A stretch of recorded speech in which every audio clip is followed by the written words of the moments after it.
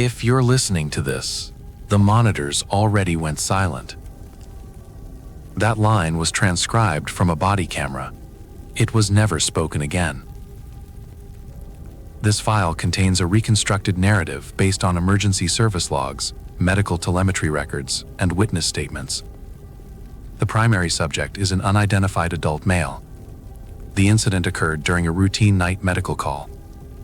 Dispatch reported it as a simple collapse. A man sitting on a bench at the central bus terminal. Unresponsive, no visible trauma.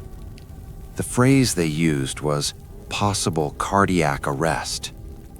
The ambulance arrived in under 6 minutes. 2 paramedics, 1 trainee. No police requested. The man was sitting upright, hands folded neatly on his knees, eyes open, focused. He was breathing, slow, controlled. One of the paramedics checked for a pulse, then checked again, then switched wrists. Nothing. Cold skin can fool you. Weak pulse can hide. They applied the ECG pads. The line was flat, perfectly flat. No spikes, no noise, just absence. The trainee thought the machine was broken. She tapped the screen, replaced the leads.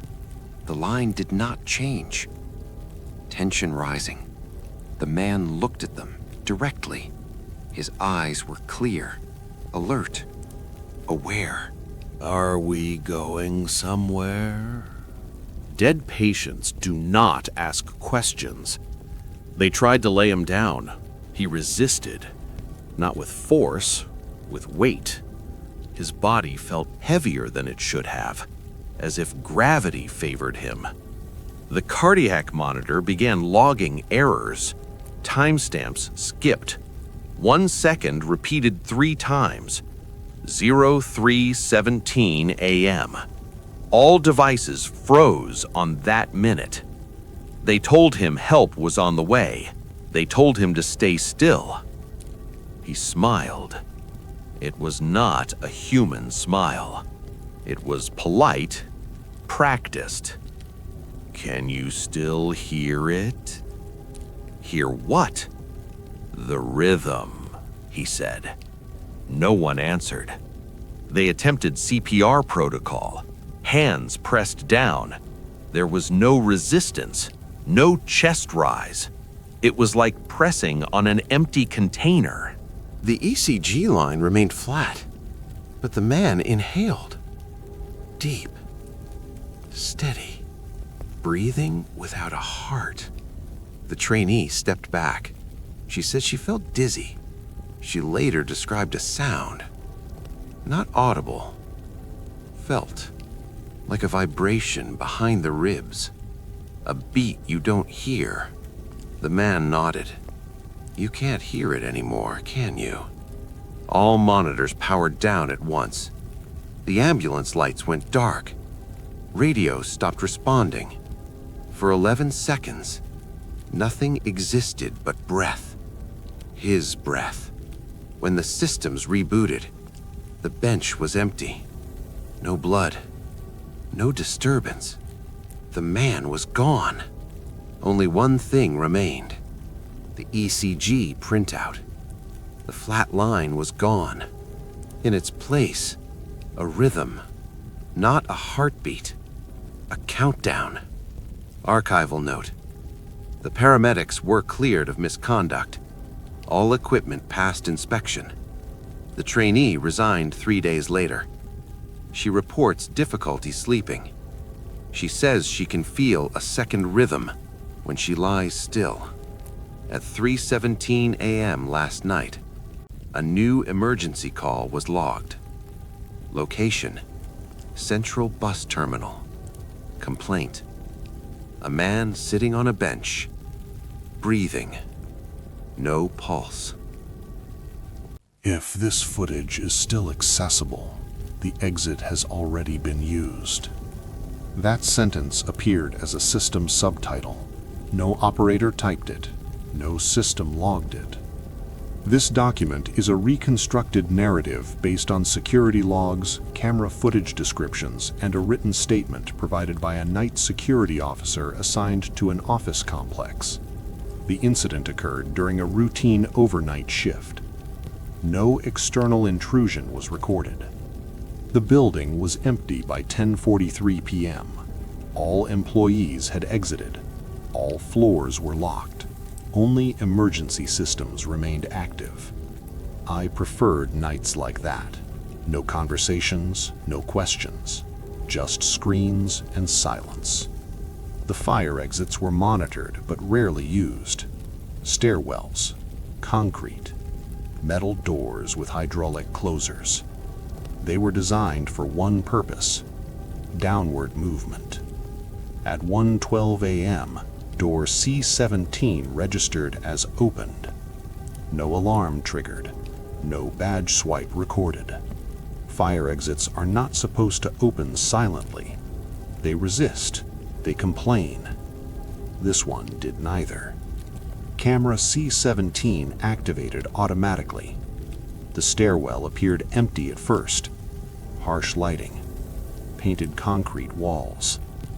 Then, something entered the frame. It was moving upward. At first, I assumed perspective error. Stairwells distort angles. Depth is deceptive. Then I noticed the direction of the emergency arrows. The silhouette was climbing. It had no arms, no visible shoulders. Its movement relied entirely on dragging its torso, using momentum, using friction. Each step upward took effort, as if gravity was resisting it. The legs bent the wrong way. Not broken, not injured. Incorrect. I rewound the footage, played it again. The same.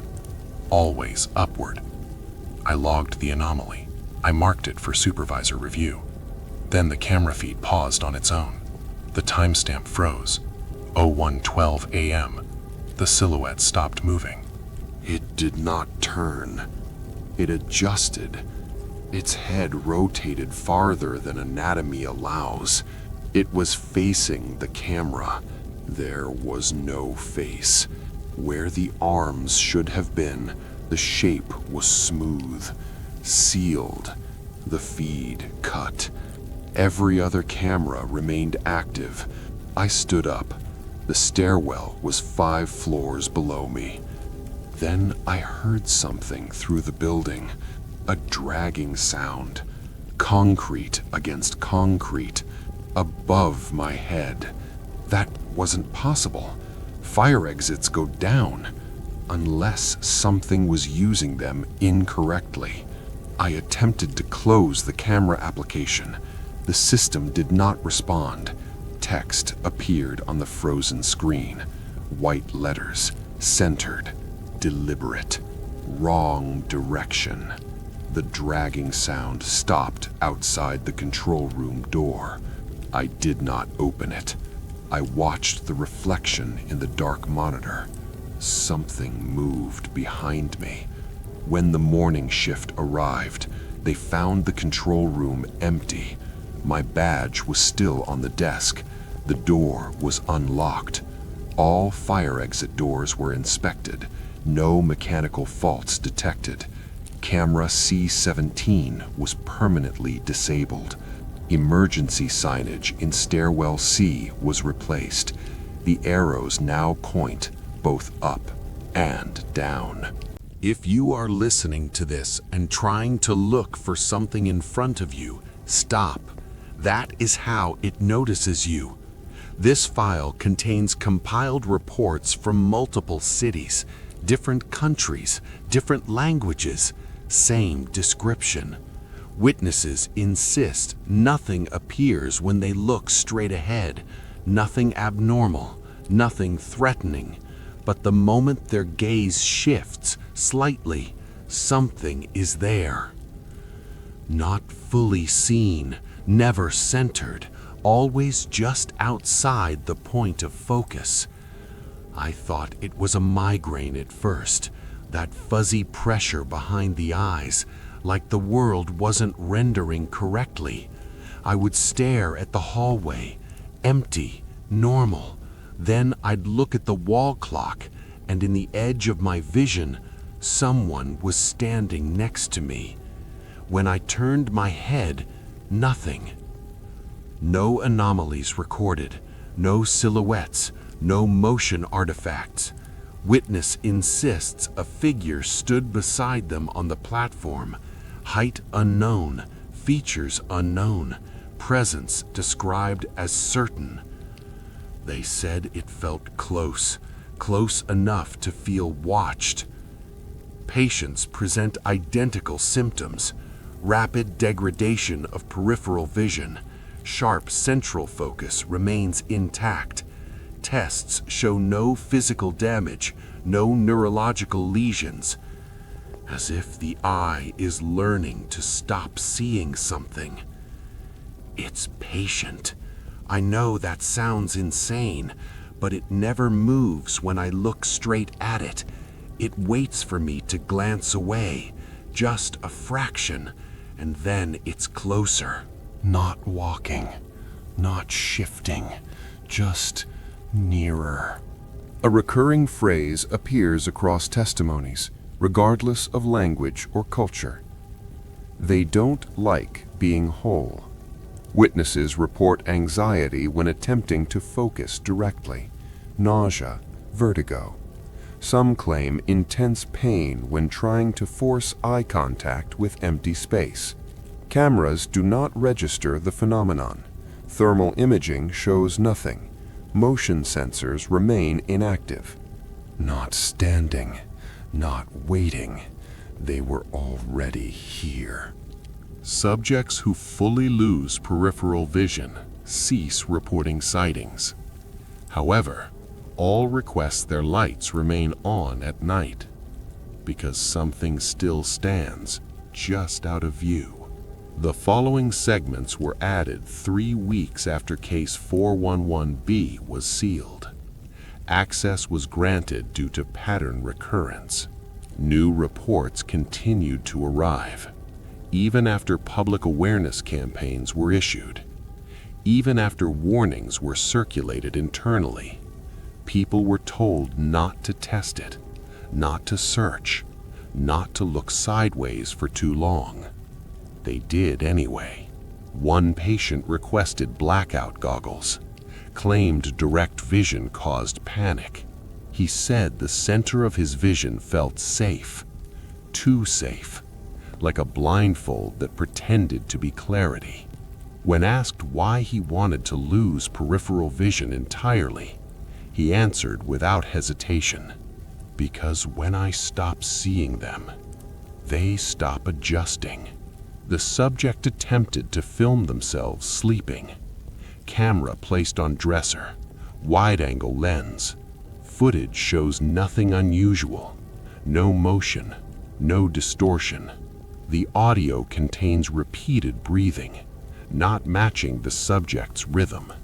At 0314 a.m., subject wakes suddenly. It's closer now. The subject does not look at the camera. They keep their eyes forward, rigid.